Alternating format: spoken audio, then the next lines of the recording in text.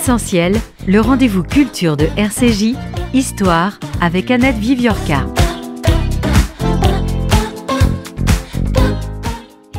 En mars 1981, le Parti socialiste dévoile la gigantesque affiche de la campagne de François Mitterrand, candidat à l'élection présidentielle. Le candidat, cadré aux épaules, le regard serein, se détache sur un fond de village traditionnel. La silhouette d'une imposante église romane et les toits du bâtiment qui entoure la place du village se déploient sur toute la longueur de l'image qui mêle les nuances rosées de l'aube au bleu azuréen d'un ciel sur lequel se détache le slogan « La force tranquille ». C'est François Mitterrand lui-même qui a choisi le décor d'arrière-plan, resté aujourd'hui encore comme un symbole marquant de cette campagne et de sa victoire. De cette campagne, puisque c'est de la campagne, pas électorale, mais de la campagne française, dont parle Sarah Farmer dans le livre « La modernité dans le pré, la campagne française après 1945 ». Et ce texte, c'est dans sa conclusion, puisque en quelque sorte, il conclut ce qu'elle appelle le moment paysan, qui est ce moment qui va des années 60 et 70 jusqu'au début, au tout début des années 80, si je vous ai bien lu. Donc mon invitée nous vient de Californie, c'est Sarah Farmer. Elle est professeure d'histoire contemporaine dans cette université et je la connais, nous nous connaissons et nous sommes amis depuis plus de 30 ans, 40 ans pratiquement. À l'époque où elle a publié un livre qui est un livre de référence, Oradour-sur-Glane, arrêt sur mémoire, qui est reparu plusieurs fois en livre de poche chez Perrin, sous le titre de Oradour-sur-Glane, 10 juin 1944, c'est-à-dire le jour du massacre d'Oradour. Alors Sarah, la première question que l'on vous pose, que je vais vous poser, c'est comment vous, américaine, purement américaine, les auditeurs vont l'entendre à votre accent, même si vous parlez un français parfait, purement américaine, comment vous débarquez comme ça dans la campagne française à laquelle vous consacrez ce livre, qui est un livre formidable, d'une très grande originalité dans les thématiques et dans, comme on dit dans notre jargon d'historienne, dans les sources que vous utilisez. Alors comment vous débarquez dans cette histoire ? Alors, j'ai débarqué dans le Limousin parce que j'ai connu quelqu'un une Américaine qui a débarqué même avant moi, une femme de Michigan qui s'est installée là-bas pour faire l'élevage des moutons et des chevaux. Et je suis allée travailler pour elle sur cette ferme. Vous aviez quel âge à l'époque, Sarah ? J'avais 20 ans. Et je suis venue pour l'aider avec l'agnelage et j'ai travaillé avec un berger qui travaillait chez elle et avec elle.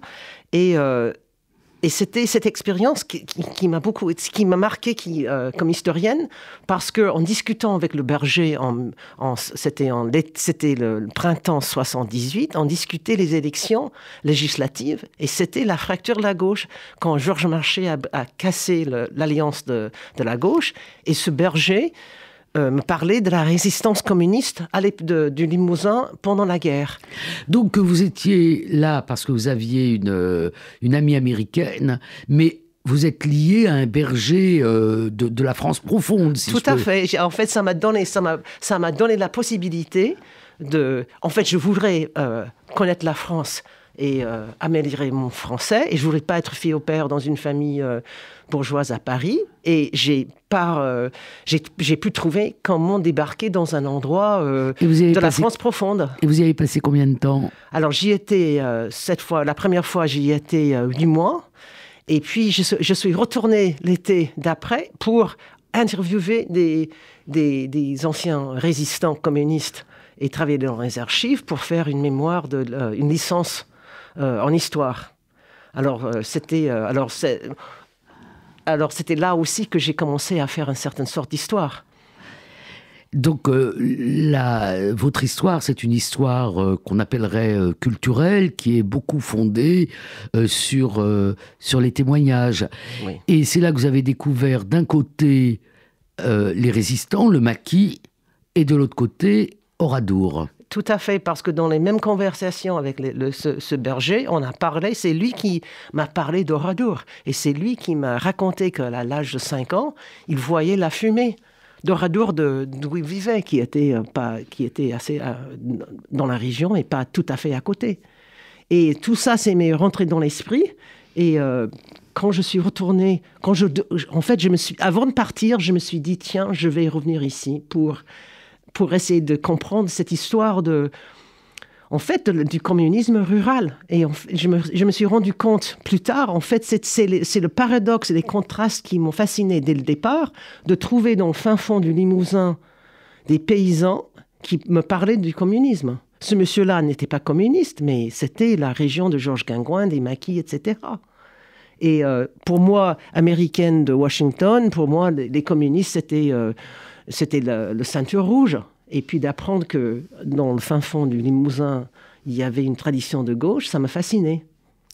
Alors, vous faites ce livre dont on ne parlera pas, d'Oradour, qui est un livre vraiment novateur, puisqu'on est quand même dans les débuts des études de construction de la mémoire. Et vous montrez dans ce livre comment... immédiatement, dès le 10 juin 1944 pratiquement, s'est construite une mémoire qui prenait quelques libertés avec l'histoire. Et on va venir à ce livre-là, qui est un livre très particulier, comme je l'ai déjà dit, très novateur, et qui fait que c'est une Américaine qui vient nous parler de ce moment très particulier de la campagne française.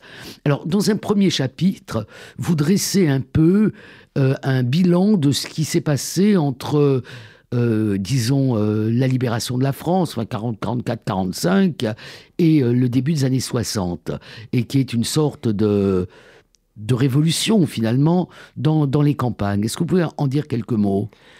La chose qui m'a frappée en étudiant cette période, c'est que quand on pense les 30 Glorieuses, on parle de la modernisation de la France, on pense beaucoup de l'infrastructure des autoroutes et de l'urbanisation, mais aussi il y avait une révolution fulgurante pour l'agriculture. Il y avait une politique agricole qui disait aux paysans il faut moderniser. Il y avait le remembrement, il y avait en plus plein de gens qui ne pouvaient pas tenir dans les conditions d'après-guerre, où l'économie demandait qu'on devienne productiviste, et il y a beaucoup de gens qui sont partis. Alors il y a un bouleversement du paysage et des bouleversement. Merci.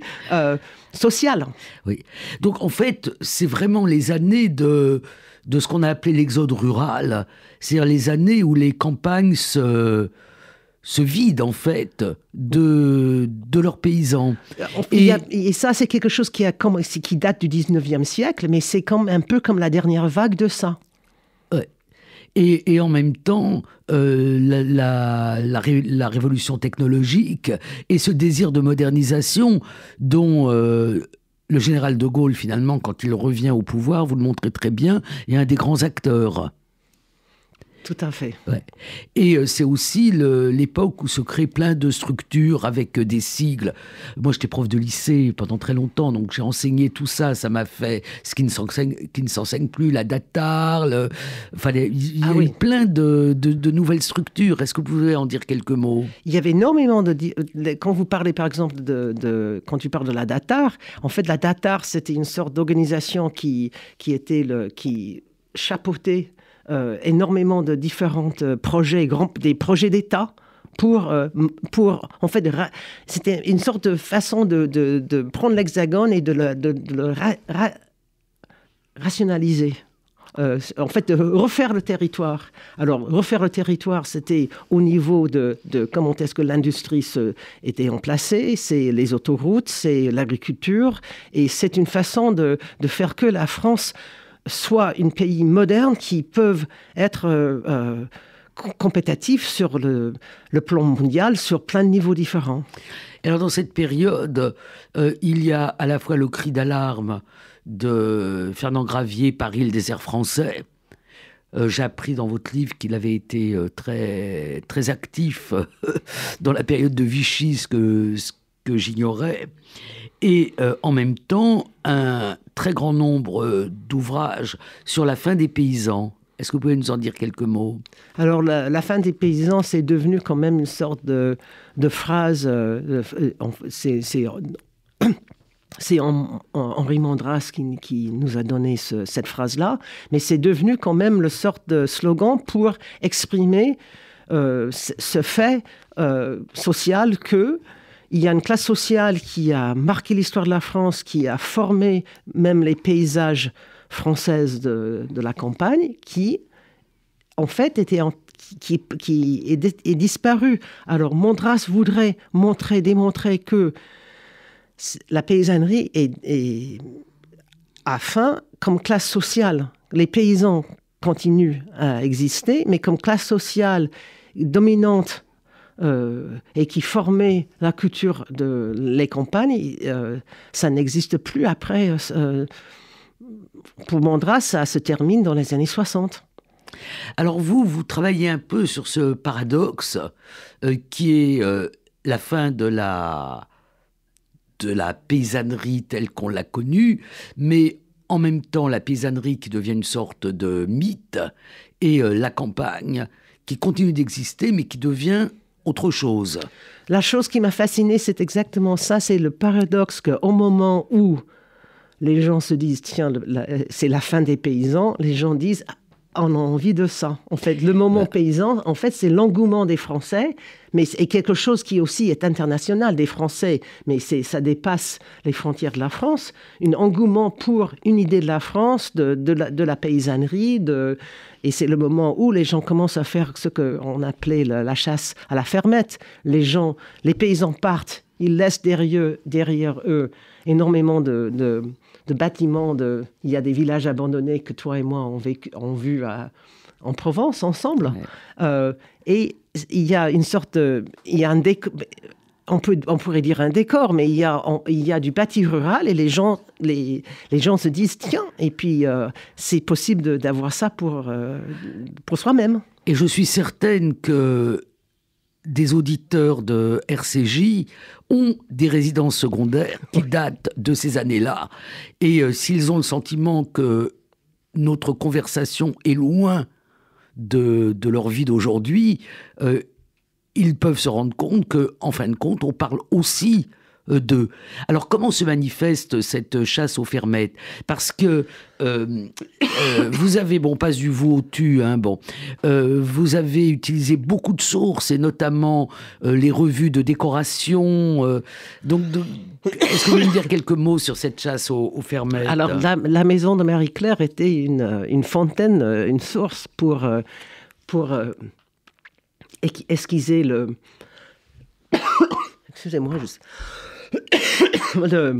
l'idée, le fantasme et la réalité, les deux, de trouver, de chercher et de s'acheter une vieille maison à retaper. Et en fait, dans la maison de Marie-Claire, il y avait chaque mois une rubrique qui s'appelait Vieille maison à retaper, et on pouvait tous les mois regarder les possibilités des ruines à acheter.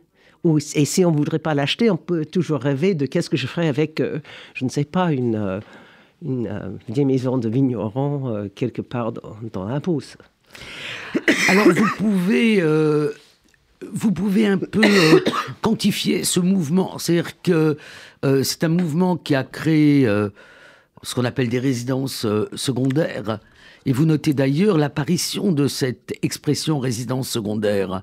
Est-ce que vous pouvez un peu quantifier le mouvement? Combien de résidences secondaires? Ah, je serais obligé de chercher dans mes notes. Bon, alors on va... Mais enfin, c'est un nombre important. Et très important. Ouais. Et qui est, en fait, la France, c'est le pays... a le record mondial pour les résidences secondaires. Il n'y a aucun pays d'autre qui a plus de résidences secondaires par population que la France.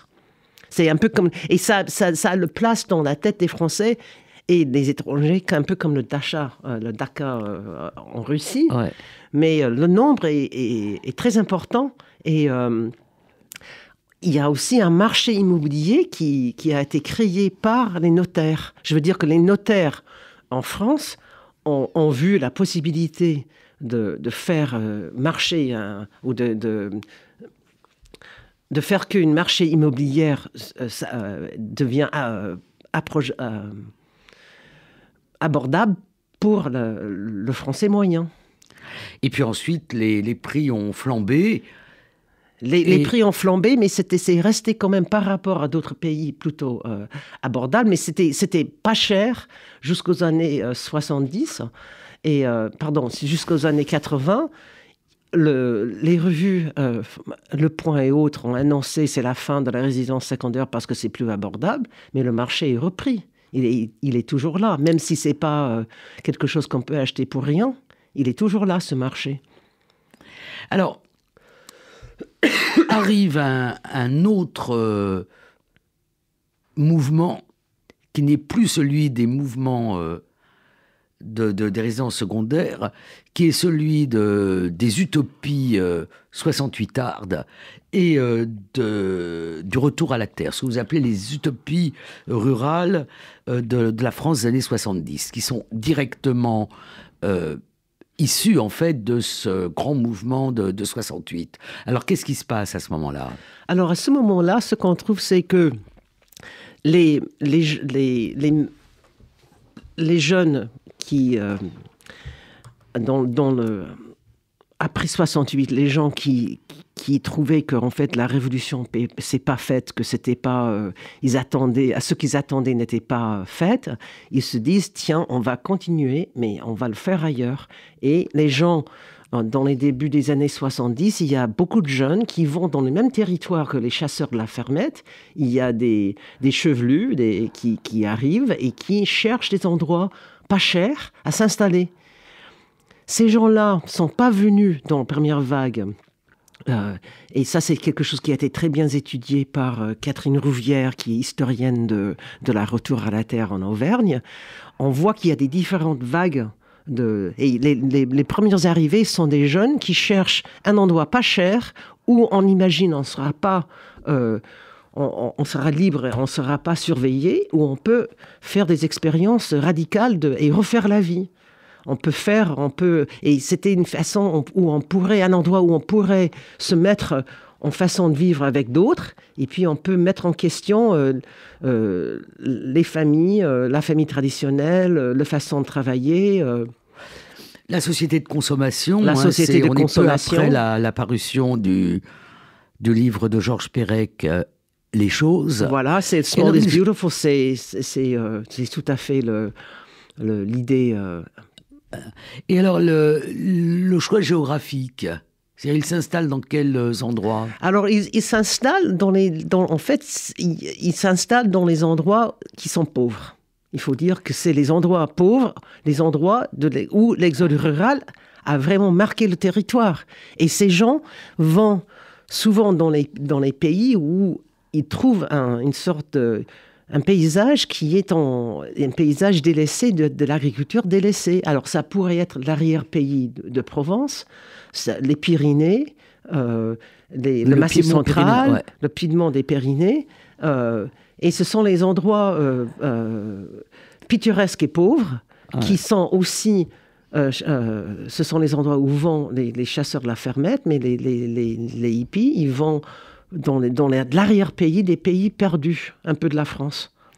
Et alors, vous montrez bien que, pour une partie d'entre eux, c'est un échec, mais qu'il y a quand même aussi des succès, et que ces jeunes gens qui prennent de l'âge, comme nous, deviennent finalement une autre catégorie, qui est celle des néo-ruraux. Voilà, parce que il y a beaucoup de communautés qui se sentent explosées mais il y a des gens qui quand même se sont décidés de s'installer tout de même, et peut-être de s'installer dans les couples plutôt en couple au lieu de vivre en commun, et de s'engager aussi dans la vie locale.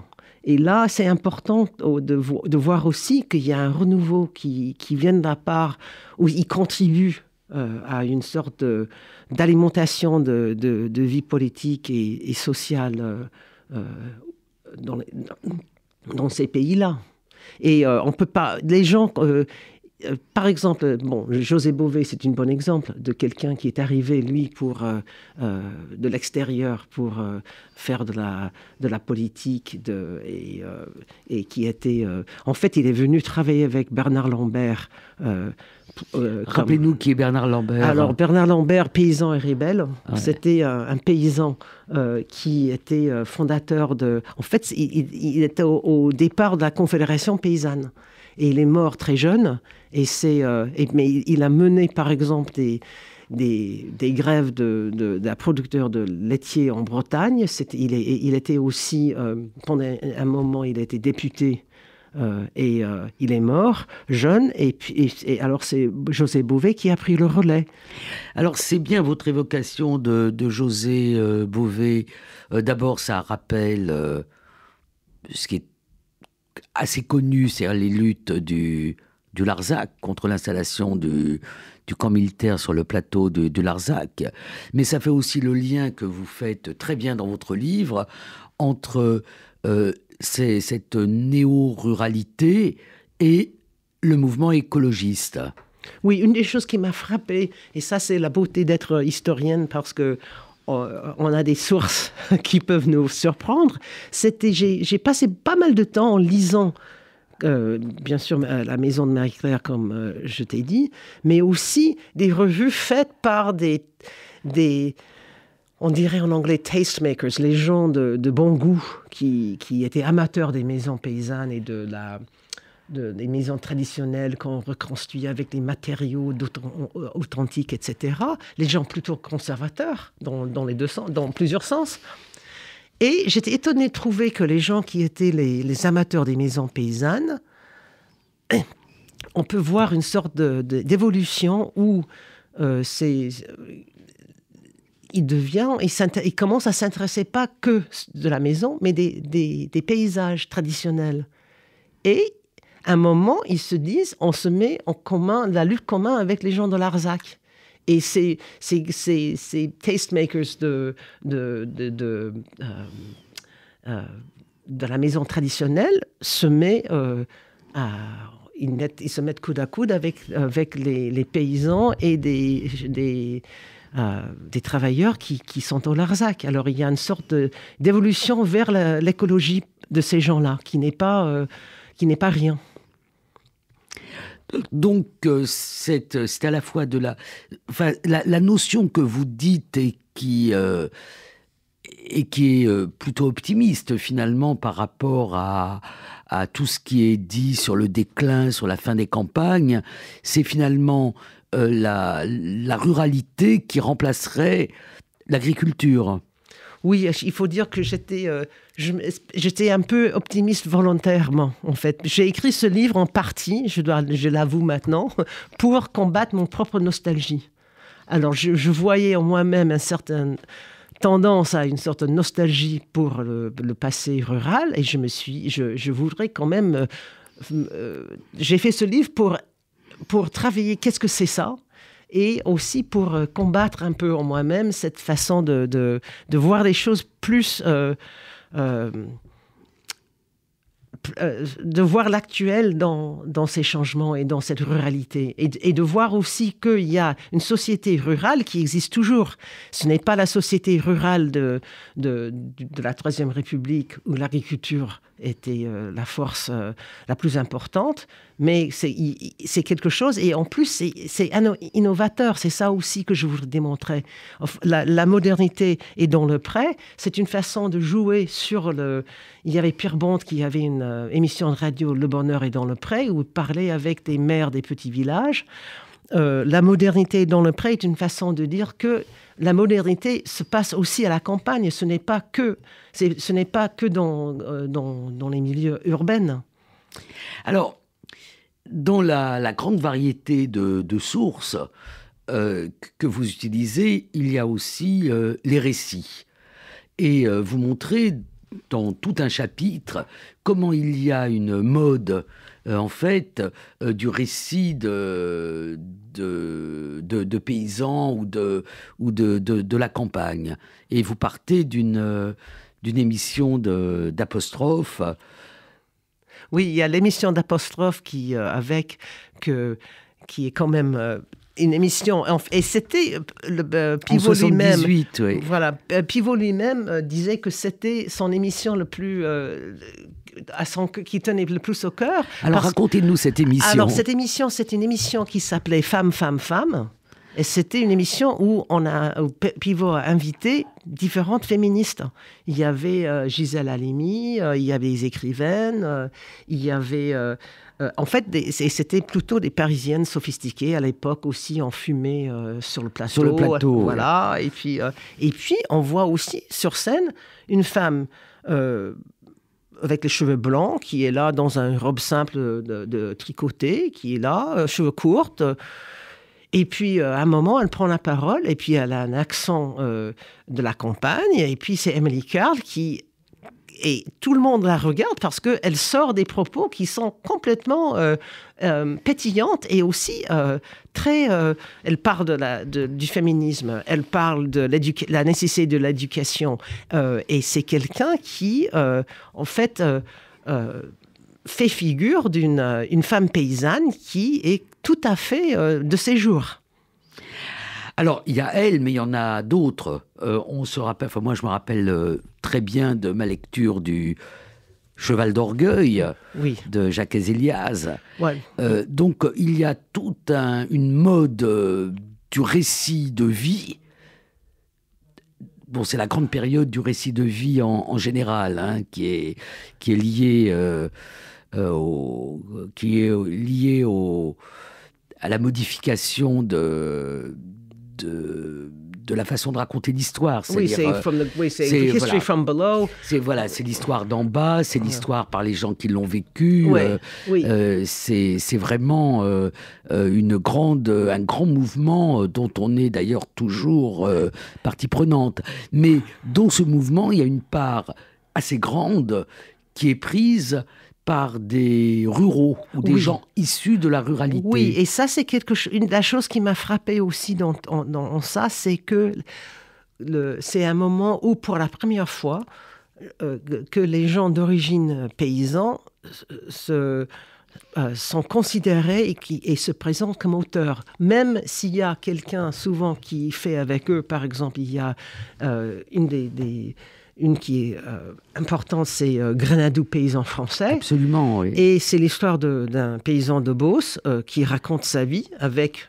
il y a quelqu'un aussi qui travaille avec lui, mais c'est lui qui présente sa vie à lui. Et ces gens, pour la première fois, devant une public et devant une public de lecteurs, se présentent comme auteurs. Émile Guillaumin, qui était le précurseur... il était avant, Guillaumin, c'était le seul écrivain paysan auquel on peut imaginer. Et là, dans les années 70, il y en a énormément de voix de la campagne qu'on entend pour la première fois. Emily Carl ou Elias, bien sûr devenu... un best-seller intégral, quoi, des dizaines ou peut-être même des centaines de milliers d'exemplaires. Ouais. Voilà, lui parle de l'époque de son grand-père. Ouais. Quand même, il fait vivre un monde breton qui est passé, mais il y a aussi Grenadou qui est un paysan de la Beauce qui raconte la modernisation dans sa vie. En même temps, il a une grande ferme et des tracteurs, mais il finit son livre en disant qu'il aime toujours vivre dans sa maison sans chauffage sous une couette fait par sa grand-mère. Qu'on n'appelait pas une couette, mais un édredon à l'époque. Voilà, tout à fait, édredon. Mais il y avait énormément de ces livres et plein de séries. Et j'avais fait ce que je voulais faire dans le livre, c'était de ne pas juste de parler des nouvelles façons d'habiter la campagne, alors les résidences secondaires et les utopies rurales, et aussi les nouvelles façons de représenter la campagne. Et je voudrais marquer qu'il y a des gens de ces régions qui représentent eux-mêmes dans les écrivains paysannes. Alors on peut dire que oui, mais c'est les gens, les bourgeois de la ville qui achètent leurs livres. Oui, c'est vrai. Mais quand même, les auteurs prennent la position d'auteur. Et aussi, j'ai fait un chapitre sur les photos de Raymond Depardon. Oui, alors, on y vient. On va d'ailleurs commencer par une photo que vous avez choisie pour mettre sur la couverture de votre livre, et qui est une photo de campagne, qui pourrait sembler banale si on ne comprenait pas, en vous lisant, que c'est une photo qui a été prise à Nanterre. Donc, celui-là, sur la photo, sur le voilà. Est-ce que vous pouvez nous parler d'abord après, on reviendra à la photo, parce que c'est d'abord c'est votre grand talent d'historienne qui est d'utiliser des sources tellement différentes, les archives classiques, j'ai envie de dire, c'est tous ces magazines. Et puis effectivement la photo. Alors, est-ce que vous pouvez nous expliquer un peu ce qu'est la photo de couverture que vous avez choisie? Alors, pour la couverture du livre en anglais, il y avait la couverture qui montrait quelque chose à Nanterre. Sur la couverture française, il y a une autre photo. Et ça montre un peu aussi les alors, différents publics. Alors, c'est pas Nanterre, celle-là. Ça, c'est pas Nanterre. Ça, j'ai cru que c'était Nanterre. Non, j'ai mal lu. Hein. Mais ça peut se comprendre parce que je parle, dans le début du livre, de la photo de Nanterre. Photo de Nanterre qui est quand même au milieu du livre. Qui est dans le cahier photo. Voilà, qui est un photo de... Qui est le cheval de trait de Roger Després sur le grand axe Nanterre, 2008, extrait de la série La Fabrique du Pré. Voilà. Cyril Weiner. Voilà, Cyril Weiner qui a pris une photo qui démontre un cheval de trait dans une grande axe avec les gratte-ciel de Nanterre derrière. Et là, dans cette photo-là, on voit une sorte, pour moi, cette photo, ça démontrait en fait dans un langage visuel, la persistance d'un idéal rural au plein milieu d'un pays moderne. Et vous consacrez donc votre dernier chapitre à la photo et singulièrement à Raymond Depardon. Alors, est-ce que vous pouvez nous expliquer Raymond Depardon? Alors, l'histoire, d'abord, la vie de... Parce que c'est ce que vous montrez, c'est comment, à plusieurs reprises, il se consacre à des photos concernant l'histoire de sa famille, et comment finalement, de la même façon que Grenadou ou Émilie Carle ou Jacques Azéliaz, c'est une autobiographie, une biographie familiale de la campagne. Voilà, c'est exactement ça. C'est que j'avais... je me suis rendu compte que Raymond Depardon a fait une sorte de autobiographie visuelle de la ferme d'où il vient. Quand il a participé on repart de la Datar, il a participé à une mission photographique de la Datar. Alors ça, c'est quand même quelque chose d'extraordinaire. Alors, est-ce que vous nous expliquez, d'abord nous redire ce qu'est la Datar et nous expliquer ce qu'est cette campagne? Alors, la Datar, c'est la direction à l'action...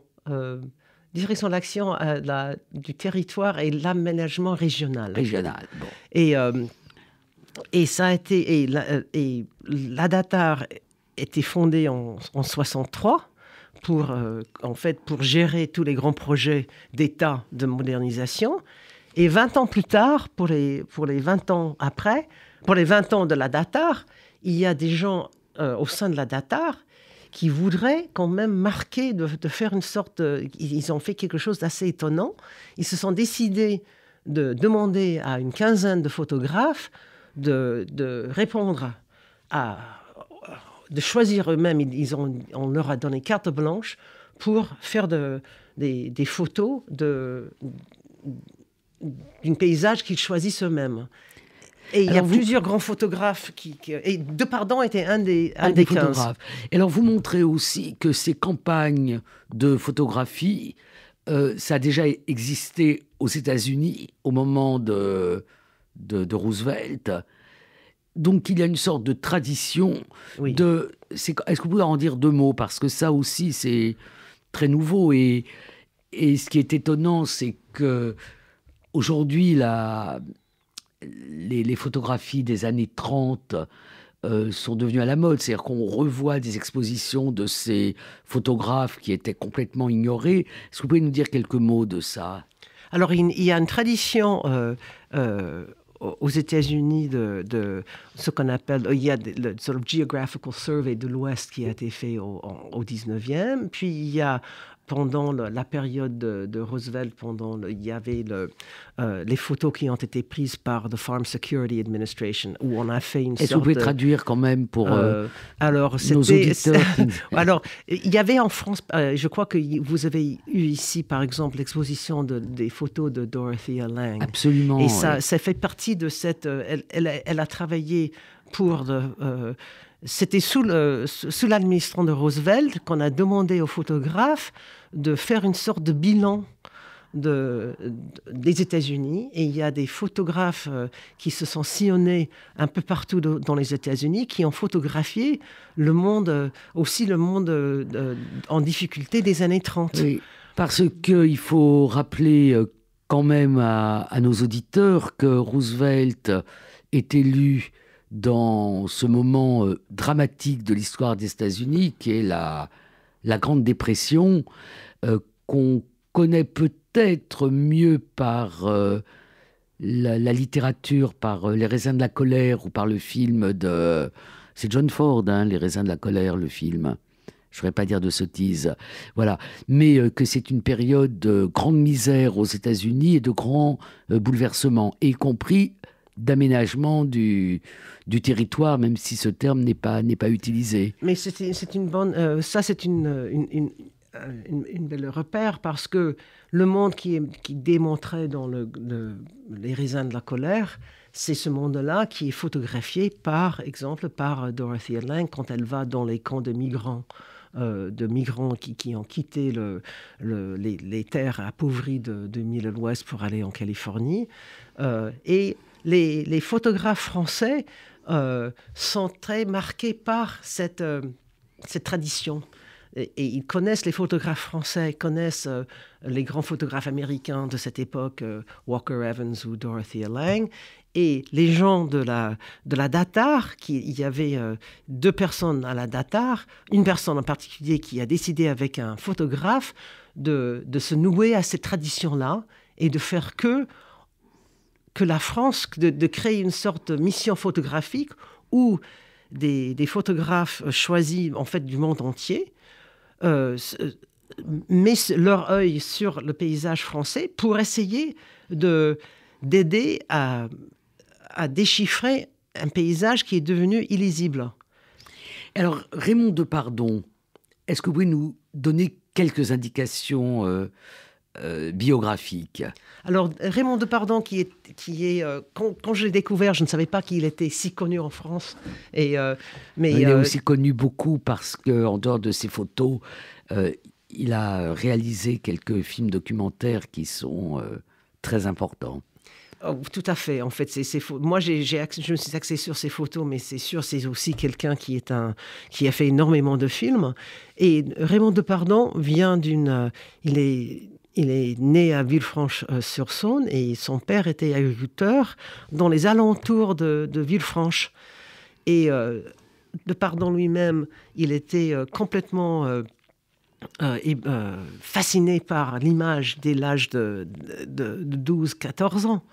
Et il ne voudrait pas rester sur la ferme. Et une chose qui est très beau, il a parlé de tout ça dans une autobiographie qu'il a écrite, La ferme du Garret. Mais ses parents, son père qui était agriculteur, en fait, il il a permis à son fils de poursuivre cette fascination pour l'image. Et le jeune Depardon, sur la ferme, il avait un appareil de photo. Il prenait des photos des canards, des voisins, le travailleur agricole. Et il est parti très jeune, à l'âge de 15 ans, le plus tôt possible. Il est parti pour Paris pour faire son carrière de photographe. Et c'était 40 ans plus tard, dans cette même période que je... Il revient à... Il est invité de faire partie de la mission photographique de la Datar, et il se dit, tiens, je prends l'occasion de retourner à la ferme pour voir, et c'est le seul dans la mission photographique de la Datar, des 15 photographes de la première mission photographique, de la première groupe qui en fait, c'est le seul qui travaille sur le travail agricole. Alors, qu'est-ce qui se passe? Parce que en même temps que lui part,